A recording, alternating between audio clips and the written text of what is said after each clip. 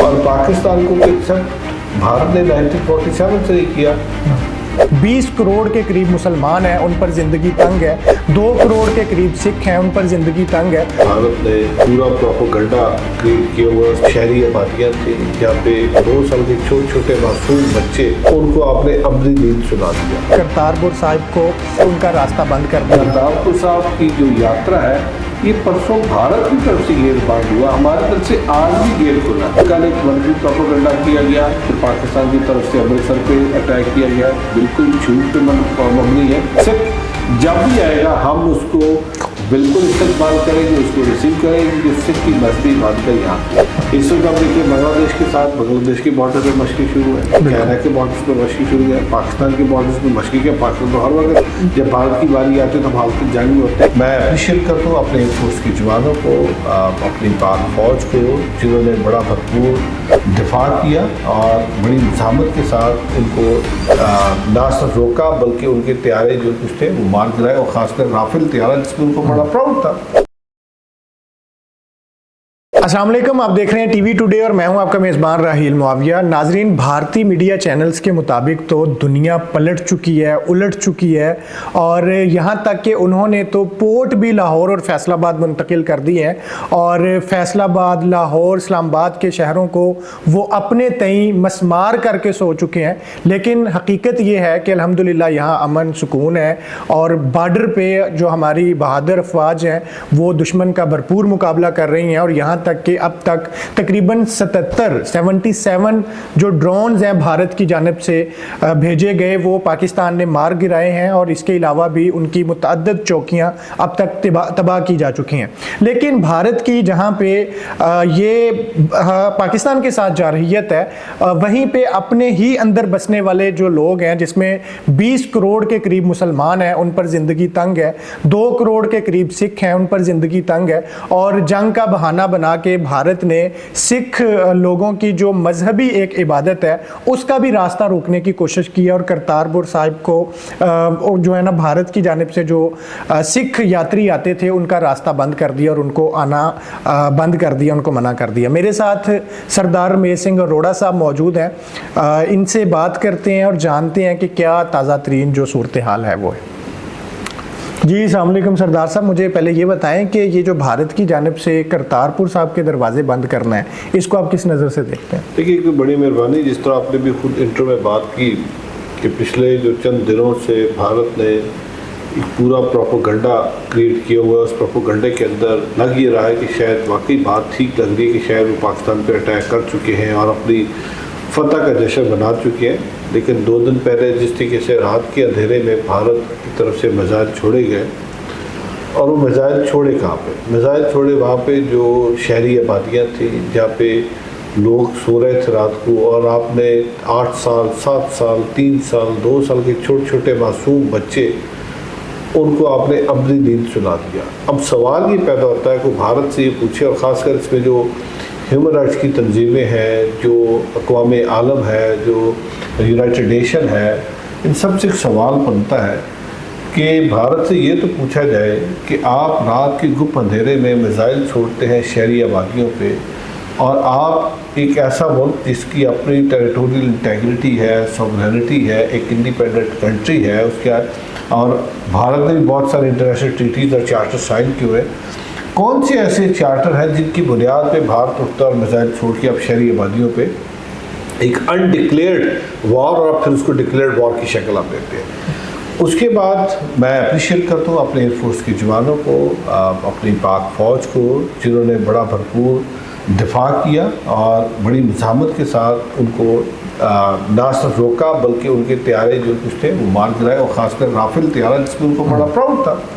और इसकी तो जो है फ्रांस की तरफ से भी उसकी आ गई, उसको उन्होंने सेकंड किया कि यस भारत की तरफ ये नुकसान हुआ।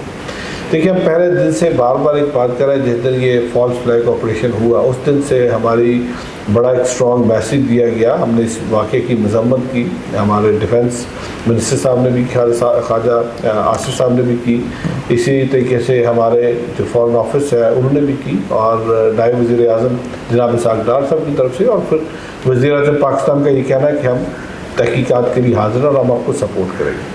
लेकिन क्योंकि भारत का पीछे जो एजेंडा था वो कुछ और था। भारत का एजेंडा इस पूरे खत्ते के अंदर डिस्टेबलाइज करना है, अमन की जो सूरत है उसको ख़राब करना है, और पाकिस्तान को तो एक्सेप्ट भारत ने 1947 से ही किया। और ख़ासकर जब से मौजूदा सरकार आई है मोदी साहब की, तो मोदी साहब की सरकार, क्योंकि ये सोच है, एक फिलॉसफी है, और ये सोच वही है जो हिंदुत्व की सोच है। हिंदुत्व की सोच के अंदर अंदर आरएसएस की फिलॉसफी है, बजरंग दल की है, शिवसेना की है, और ये सारी जो सोच है ये मिल के इस वक्त मौजूदा बीजेपी की सरकार बनी है। अब इस सोच ने जहाँ पे ज़मीन तंग की भारत के अंदर बसने वाले अक़लियतों के लिए, वहीं पे साथ जो नेबरिंग कंट्रीज है हर एक के साथ इस वक्त उनका इशू चल रहा है। इस वक्त आप देखिए बांग्लादेश के साथ, बांग्लादेश के बॉर्डर पे मशक़ी शुरू है, चाइना के बॉर्डर्स पे मशक़ी शुरू है, पाकिस्तान के बॉर्डर्स पे मशक़ी के। पाकिस्तान तो हर वक्त जब भारत की बारी आती है तो हम हालत जंग में होते हैं, क्योंकि भारत ने जिस तरह की प्रॉक्सी वार पाकिस्तान के अंदर लड़ी जा रही है, भारत क्यों नहीं उस वक्त भारत ने जब जाफर एक्सप्रेस का वाक़या हुआ तो आई विश कि इंडियन प्राइम मिनिस्टर उसको कंडेम करते और कहते कि जी हाँ आप तहकीकात करें, हम आपके साथ हैं। भारत की जो इस वक्त की मौजूदा सरकार के वज़रा हैं वो उसको करते हैं। हाँ, जो भारत की सेकुलर सोच रखने वाले कुछ लोग हैं, जो लिबरलिज्म पे बिलीव करते हैं, जो सोशलिज्म पे बिलीव करते हैं, जो राइट्स पे बिलीव करते हैं, उनमें से कुछ लोगों ने किया, और आज भी भारत के अंदर आवाज़ें उठ रही हैं। आज भारत के अंदर बसने वाला जो अक़लियत है वो आवाज़ उठा रही है। और ख़ासकर मैं अपनी सिख कम्युनिटी का शुक्रिया अदा करता हूँ, जिस तरीके से भारत से और भारत के बाहर से जो सिख कम्युनिटी ने, पाकिस्तान ने अमन की काविश को सपोर्ट किया, वो इसलिए सपोर्ट करते हैं कि जब हमारे सिख यात्री पाकिस्तान तशरीफ़ लाते हैं तो उनको हमेशा यहाँ से मोहब्बत का और अमन का पैगाम दे के भेजा जाता है। अब जहाँ तक बात है करतारपुर साहब की, देखिए हमने तो 2019 में करतारपुर खोल के ये पैगाम दिया है कि हम लोग मोहब्बत के पुजारी हैं, हम अमन की बात करते हैं, और हम अक़लियत के वर्शिप प्लेसेस को प्रोटेक्ट करना और अक़लियतों को उनके हकूक़ देने के अलमबरदार हैं। करतारपुर साहब खुला, करतारपुर साहब यात्रा पे लोग आते हैं, मत्था टेकते हैं। हमने 5000 की इजाज़त दी। भारत ने 5000 की बजाय कभी 500 भेजा, कभी 200 भेजा, कभी 300 भेजा। हमने उनको इस्तकबाल किया, रिसीव किया, क्योंकि सर्टनली भारत का एजेंडा था। इसको भारत ये चाह रहा था कि इकोनॉमिकली इस प्रोजेक्ट को जो एक वायबल प्रोजेक्ट बन सकता था, इसको किस तरीके से एक फेयर प्रोजेक्ट किया जाए इकोनॉमिकली। सर्टनली जब 5000 के लिए हमने अरेंजमेंट्स किए, हमारे पास एक्सपेंसेस भी उसी हिसाब से होते हैं। इतना बड़ा इंफ्रास्ट्रक्चर जी बिल्कुल है, आप उस इलाके से आप समझते हैं बिल्कुल, बट आप 200-300 भेज के उसको इकोनॉमिकली आप ख़त्म करने की कोशिश करें। बट हम क्योंकि अक़लियतों के तहफ़्फ़ुज़ की बात करते हैं, वर्शिप प्लेसेस को हम उस पर जो भी आ रहा है हम उसको हम तो उसको खुशी खुशी कबूल कर रहे हैं। अब जिस दिन ये रात को इन्होंने अटैक किया मिसाइल्स पे, अगले दिन सुबह हमने बिल्कुल दरवाज़ेबाजी की, और हमने मेरी हुकूमत का मैं शुक्रिया अदा करता हूँ। मेरी हुकूमत ने कैटेगोरिकली कहा कि भारतीयों के लिए, हम पाकिस्तानियों को जो भारत का वीज़ा है, जो पाकिस्तान का वीज़ा है, भारतीयों के लिए हम वो बिल्कुल नहीं देंगे। कोई भारतीय पाकिस्तान नहीं आएगा। जिस तरह भारतीयों ने पाकिस्तान का वीज़ा बंद किया, रेसिप्रोकल बेसिस पे हमने कर दिया। लेकिन उसके साथ ही पैगाम दिया पाकिस्तान की सरकार ने कि सिख धर्म के मानने वालों के लिए, सिख यात्रियों के लिए हम वीज़ा कैंसिल नहीं कर रहे हैं। हम उनको वीज़ा की रिस्ट्रिक्शन नहीं लगा रहे हैं। सिख जब भी आएगा हम उसको बिल्कुल इस्तकबाल करेंगे, उसको रिसीव करेंगे, क्योंकि सिख की मजहबी इबादत यहाँ पे है। और हमने करतारपुर साहब बंद नहीं किया। करतारपुर साहब की जो यात्रा है, ये परसों भारत की तरफ से गेट बंद हुआ, हमारी तरफ से आज भी गेट खुला है, आज भी लंगर तैयार हुआ है, आज भी संगत मौजूद, लोकल पाकिस्तान की उनको रिसीव करने के लिए मौजूद थे, हमारे मुसलमान भाई मौजूद थे। और मैं ये समझता हूँ कि भारत के अंदर बसने वाले सिख कौम के साथ भारत की तरफ से जाती है, उनके राइट्स की वायलेशन है। उनका फंडामेंटल राइट है कि उन्होंने अपनी रिलीजियस जो वर्शिप है उसको जब अदा करना है फरीजे को, तो आप उनको बेसिक वो जो फंडामेंटल राइट आप उससे रोक रहे हैं। और बिल्कुल कल एक मनफी प्रोपेगेंडा किया गया कि पाकिस्तान की तरफ से अमृतसर पे अटैक किया गया है, बिल्कुल झूठ पे मबनी है। पाकिस्तान ने कैटेगोरिकली कहा हम पंजाब पे बिल्कुल कोई अटैक नहीं करेंगे, ना हमारी ऐसी कोई सोच है कभी। क्यों? क्योंकि हम सिविलियन अमवात पे बिलीव नहीं करते। बिल्कुल, ये जो कोलैटरल डैमेज है इधर हो या उधर हो, हमारे नज़दीक ह्यूमन राइट्स की वायलेशन है, हमारे नज़दीक मासूम इनोसेंट शहरियों को मारना जुल्म व ज़्यादती, और हम ऐसा नहीं करेंगे। कब तक? क्योंकि अभी तक वॉर नहीं है। हाँ, जब वॉर शुरू हो गई, जब उधर से मिसाइल अटैक हुआ, तो फिर जब इधर से मिसाइल अटैक जाएगा तो फिर ये नहीं देखा जाएगा सामने कौन है, फिर तो वो दो ममालिक की आपस की जंग और जंग के अंदर फिर आप कंट्रोल नहीं कर सकते।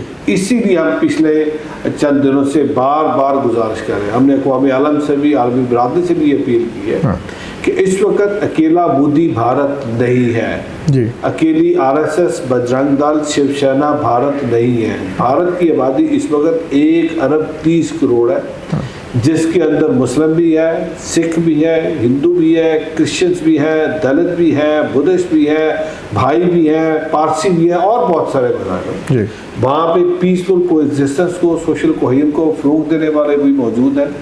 हमने गुजारिश की है कि अक़वाम आलम को, आलमी दुनिया को, यूनाइटेड नेशन को, सबको आगे आना चाहिए और मोदी को ये समझाना चाहिए कि आप ये जो स्टेप उठाने जा रहे हो, ये अल्टीमेटली डिजास्टर की तरफ जा रहा है, डिस्ट्रक्शन की तरफ जा रहा है। और ये डिस्ट्रक्शन फिर सिर्फ पाकिस्तान और भारत तक महदूद नहीं रहेगी, ये जो पूरा खित्ता है, क्योंकि दोनों एटॉमिक पावर है, जो दोनों जोहरी तवानाई से लैस है। और मैं शुक्रिया अदा करता हूँ अपने वज़ीर आज़म, जब 98 में मियां मोहम्मद नवाज शरीफ साहब थे, उन्होंने इस पाकिस्तान को नाकाबिल तस्खीर बनाया, एटॉमिक पावर बना के। अब पाकिस्तान एटॉमिक पावर है, 5 धमाके करके मैंने प्रूव किया और हमने ये नाकाबिल तस्खीर किया पाकिस्तान को।